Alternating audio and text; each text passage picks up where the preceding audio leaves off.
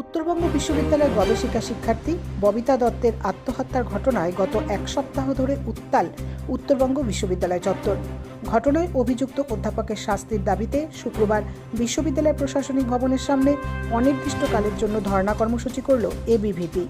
এদিন মৃতের পরিবারের সদস্যদের সঙ্গে নিয়ে বিশ্ববিদ্যালয়ের সামনে অবস্থানে বসে অভিযুক্ত অধ্যাপক সিদ্ধার্থ শঙ্কর লাহার অপসারণ, বিভাগীয় তদন্ত ও গ্রেপ্তারের দাবি করেন এবিভিপির কেন্দ্রীয় কমিটির সদস্য শুভব্রত অধিকারী। উত্তরবঙ্গ বিশ্ববিদ্যালয়ের পাশে শিব মন্দিরের মাস্টারপাড়ায় নিজের ভাড়া ঘরে ঝুলন্ত অবস্থায় উদ্ধার হয় গবেষিকা শিক্ষার্থী ববিতা দত্তের ঝুলন্ত মৃতদেহ। এই ঘটনায় বিশ্ববিদ্যালয় কর্তৃপক্ষের জড়তা ও টাকা নিয়ে ধামাচাপা দিচ্ছে বলে কটাক্ষ করার পাশাপাশি পুলিশ অভিযুক্তকে গ্রেপ্তার করতে পারছে না বলে তিনি জানান। গোটা ঘটনায় ইতিমধ্যেই রাজ্যপালকে অভিযোগের পর আগামী দিনে জাতীয় মহিলা কমিশনে অভিযোগ করা হবে। অন্যদিকে অভিযুক্ত অধ্যাপকের কড়া শাস্তির দাবি জানান মৃতের মা। তিনি বলেন, 3 বার অভিযুক্ত আমাদের বাড়ি গিয়েছিল, কড়া শাস্তির দাবি জানান তিনি।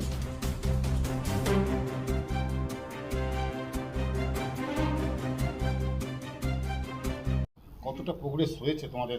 না, আমাদের প্রথম দিন থেকে আমাদের উত্তরবঙ্গে যারা নেতৃত্ব আছেন এই ঘটনার সামনে আসার পর প্রথম দিন থেকে পরিবারের সাথে আছে।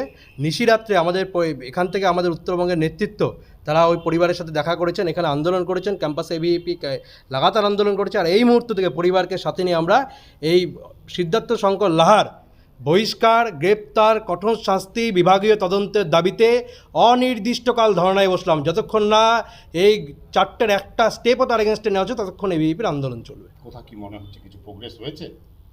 ইউনিভার্সিটি বিশ্ববিদ্যালয় কর্তৃপক্ষ সম্পূর্ণভাবে রেজিস্ট্রার এই ঘটনাকে আড়াল করার চক্রান্ত চলছেন। এসবের মাস্টার মাইন্ড ইউনিভার্সিটি একসময় বামেদের হাতমাত, পরবর্তীতে তৃণমূলের সম্পদ দিলীপ সরকার, যিনি পরিকল্পিতভাবে দিলীপ সরকার আত্মীয় সিদ্ধার্থ শঙ্কর লাহা এবং আরেকজন প্রাক্তন উপাচার্য রায়গঞ্জ বিশ্ববিদ্যালয়ের চাকরিচোর অনিল বুইমালি, এই দুইজন মিলে পরিকল্পিতভাবে বড় অঙ্কের আর্থিক অঙ্কের বিনিময়ে বা বিশেষ কোনো কারণে একে পরিকল্পিতভাবে আড়াল করার চক্রান্ত চলছে। রেজিস্ট্রার এখনও অবধি কেন পর্যন্ত তার কর্ণগুয়ারে আওয়াজ পৌঁছচ্ছে না আমরা বুঝতে পারছি না।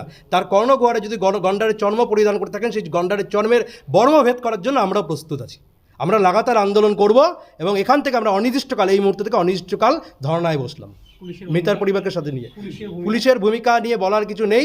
গোটা রাজ্যে পুলিশ যে ভূমিকা করে, অর্থাৎ খুনকে আড়াল করার জন্য পুলিশ যে ভূমিকা নেয়, সেই ভূমিকাই পুলিশ এখানে নিয়েছে। পুলিশ যা করছে শুধুমাত্র আইওয়াশ, এখনও অবধি আসামিকে গ্রেপ্তার করতে পারছে না এবং পরিকল্পিতভাবে আসামি এখানেই আছেন, পরিকল্পিতভাবে গ্রেপ্তার করতে পারছে না। এর পেছনে বড় কোনো আর্থিক গল্প আছে। পুলিশ বলছে আসামি পলাতক, আর ইউনিভার্সিটি বলছে তাকে অনির্দিষ্টকালীন ছুটিতে পাঠিয়ে দেওয়া হয়েছে। হ্যাঁ, ছুটিতে পাঠানো কোনো সমাধান নয়। বিভাগীয় তদন্ত ঘোষণা করতে হবে, বহিষ্কার করতে হবে। বিভাগীয় তদন্ত ঘোষণা করে বহিষ্কার করতে হবে, তাকে গ্রেপ্তার করতে হবে। যতক্ষণ না এগুলো হবে ততক্ষণ আমাদের অনির্দিষ্টকাল আন্দোলন চলছে এবং অনির্দিষ্টকাল ধর্নাই আমাদের শেষ পদক্ষেপ নয়। আমরা অনির্দিষ্টকাল ধর্না চালানোর পাশাপাশি এখানে আপনাদেরকে প্রতিদিন বিকেলে রাখবো। এখান থেকে আমাদের পরবর্তী কর্মসূচি ঘোষণা করব। এর শেষ আমরা দেখে থাকবো ববিতার বিচার হবে, এটুকু নিশ্চিত। কীভাবে বিচার করাতে হয়, কীভাবে বিচার দিতে হয়, তার জন্য যে আন্দোলন গড়ে তোলা দরকার এবিভিপি করে। রাজ্যপালকে চিঠি দিয়েছি এবং রাজ্যপাল ঘটনা সম্পর্কে অবহিত আছেন, তিনি বিভিন্ন মাধ্যমে খোঁজখবর নিচ্ছেন। মহিলা কমিশনের দ্বারস্থ আমরা হব।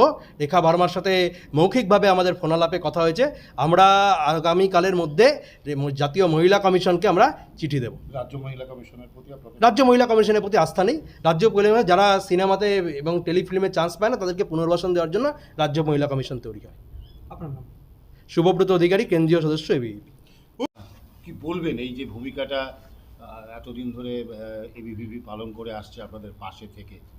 মেয়েকে হারানোর পিছনে দোষী কাকে? মেয়ে হারানোর পেছনে সিদ্ধার্থ শঙ্কর লাহা, উনাই দায়ী। ওনার যোগ্য শাস্তি চাই। মানে আপনার কেন মনে হলো সিদ্ধার্থ শঙ্কর লাহাই দায়ী? আপনার মনে হলো কেন? মেয়ে কি আপনাকে কিছু বলেছিল ব্যাপারটা নিয়ে? হ্যাঁ, মেয়ে আমাকে বলেছিল ওই মার্চ মাসে হবে। বলেছিল একদিন রাত্রিবেলা কান্না করে বলতেছিল, মা ফোন করেছে, বলেছিল ওকে হ্যালো বললাম, এখন কথা বলে না। কথা না বলে তখন সমানে কান্না করতেছিল। বললাম কি হয়েছে, বল বল বল বল কি হয়েছে। বলতে বলতে বললো, মা আমি এখন আর পিএইচডি করতে পারছি না। কেন পিএইচডি করতে পারছিস না? বললো যে আমার এখন আর মাথায় খেলে না।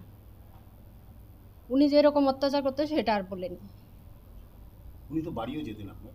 হ্যাঁ, বাড়ি যেত। তো আপনার জানা ছিল যে ওনার সঙ্গে একটা কোনো সম্পর্ক রয়েছে? সেটা জানা ছিল না, তো বাড়িতে গিয়ে এমনি গল্প সল্প বাড়ি দেখতে আসছে। আচ্ছা, জানা ছিল তো আগে স্টেপ নিতে পারত। এই সময় মেয়ের সঙ্গে আলাদা করে কোনো গল্প টল্প করতো না বাড়িতে গিয়ে আপনার? না, কয়বার বাড়িতে গেছেন? 3-4 বার বাড়িতে গিয়েছে। 3-4 বার। আপনার নাম? কি চাইছেন আপনারা? এখন চাইছে উনি আমার মেয়েকে যেরকম যন্ত্রণা দিয়ে মেরেছে, ওকেও এরকম যন্ত্রণা। কি নাম আপনার? আমার নাম জ্যোৎস্না দত্ত।